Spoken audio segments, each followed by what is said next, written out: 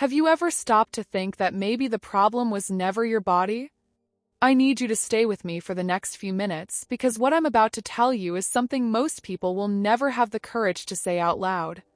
This isn't cheap motivation. This isn't shallow self-help talk. It's psychology. It's science. And it's the truth that many people would rather keep hidden. There's a narrative that was stitched into our minds from childhood. Television, magazines, plastic dolls with impossible waistlines, everything conspired to tell us there's a right kind of body to be desirable in. And for years, decades, entire generations of women believed it. They internalized it. They suffered in silence, convinced they were the problem. But what if I told you that men are keeping a secret that contradicts all of that? Let's start at the beginning with actual psychology. There's a concept called cognitive dissonance. In simple terms, it's when a person believes one thing but acts in a completely different way. And this happens constantly when the subject is attraction. Men grew up in the same world as you. They were exposed to the same standards, the same advertisements, the same messages that beauty has a shape. So publicly, socially, many of them repeat that narrative. They go along with jokes. They pretend they're only interested in one specific body type. But what happens in private is completely different. Researchers at the University of Newcastle in the UK conducted studies on male preferences in partners and discovered something that still surprises people today. When men were surveyed in anonymous settings, without social judgment, without peer pressure, their answers changed dramatically. Attraction to bodies with more curves, more volume, more physical presence appeared far more frequently than public discourse would ever suggest. So why do they hide it? Fear. Simple as that. Social psychology explains that human beings regulate their behavior, and even the opinions they express, based on what they believe is accepted by their group. This has a technical name: social conformity. A man who genuinely feels attracted to a plus-size woman will often suppress that desire because he fears the judgment of his friends, a coworker's comment, the laughter of a crowd. He builds a public mask that doesn't represent what he truly feels. But there's an even deeper layer to all of this. Evolutionary psychology brings data that goes beyond culture. Studies conducted by Devendra Singh, a psychologist at the University of Texas, showed that throughout human history, bodies with greater fat distribution were associated with health, fertility, and survivability. The male brain, at an instinctive level, responds to these markers.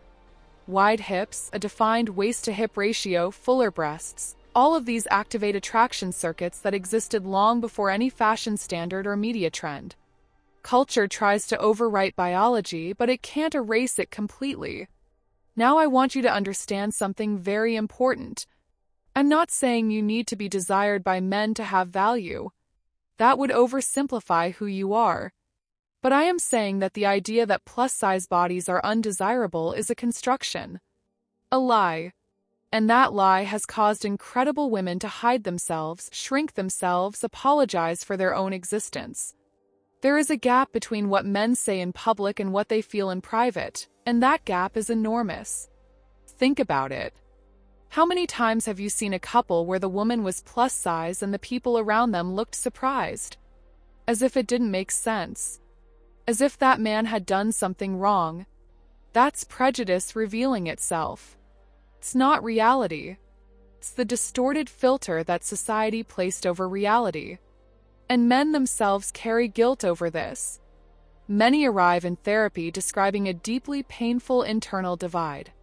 They feel attracted to plus-size women but have so thoroughly internalized the message that this is wrong that they begin to question their own attraction. Psychologists call this internalized shame. The woman doesn't need to be ashamed. The system that created that shame in everyone is what needs to be questioned. But there's yet another secret that goes beyond physical attraction. Relationship studies conducted by the Gottman Institute, one of the most respected couples research centers in the world, show that men in long-term relationships consistently report that what keeps them most connected to their partner is not the size of her body. It's the way she occupies space, confidence with which she moves, the energy she brings into a room, presence. That's what holds attention. And here, psychology keeps returning to the same point. Self-confidence is universally attractive. There is no specific body type that automatically produces self-confidence. There is a woman who decided to inhabit her own body with authority, with care, with self-respect, and that generates attraction in a way no diet in the world can replicate. Now I need to tell you about a psychological phenomenon called the halo effect.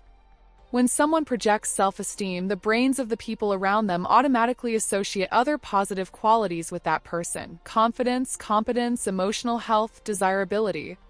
All of it is inferred from posture, from eye contact, from the way someone communicates. A plus-size woman who walks into a room with her head high and feels good in her own skin activates the halo effect powerfully. And no one can quite explain why. They just feel it. Problem is that decades of negative messaging have created a cruel trap. Plus-size women learn early that they need to justify themselves. That they need to be funnier, more agreeable, more accessible, more something to compensate for the body they have. And that performance of compensation is exactly what erases natural self-confidence. It's a cycle that culture created and feeds every single day. Breaking that cycle is an act of psychological courage. Cognitive behavioral therapy works extensively with a concept called belief restructuring. The idea is to identify automatic negative thoughts, question where they came from, and replace them with interpretations that are more faithful to reality. And when plus-size women enter this process, one of the first discoveries is always the same. The belief that they are undesirable was never theirs. It was implanted. She wasn't born thinking her body was wrong. She was taught to think so. And what was learned can be unlearned. A study published in the Journal of Social and Personal Relationships followed long-term couples and concluded that male sexual satisfaction had no significant correlation with his partner's BMI. The variable that appeared most consistently was something else entirely. It was the woman's own perception of her body. When she felt good, when she was present, when she wasn't mentally running through a list of insecurities during intimacy, the couple's level of connection and satisfaction increased significantly. She was the factor, not the size. So what are men hiding in the end? They hide that they're attracted to bodies that the media discarded. They hide that desire out of fear of social judgment. They hide a preference that contradicts what they were taught they should feel. And above all, they hide the fact that what draws them most to a woman is not her hip circumference. It's the way she looks at herself. And you, watching this right now, may have spent years believing you needed to change in order to be desired. That love was a reward waiting on the other side of weight loss. That a full life was waiting for you beyond a number on a scale. Psychology says otherwise. The body you have today is already capable of inspiring attraction, desire, love, and deep connection. The work is not to change the body. The work is to change the narrative you accepted about it. 'Cause the truth that men hide, and that society prefers to silence, is that you were always enough. They just never let you believe it.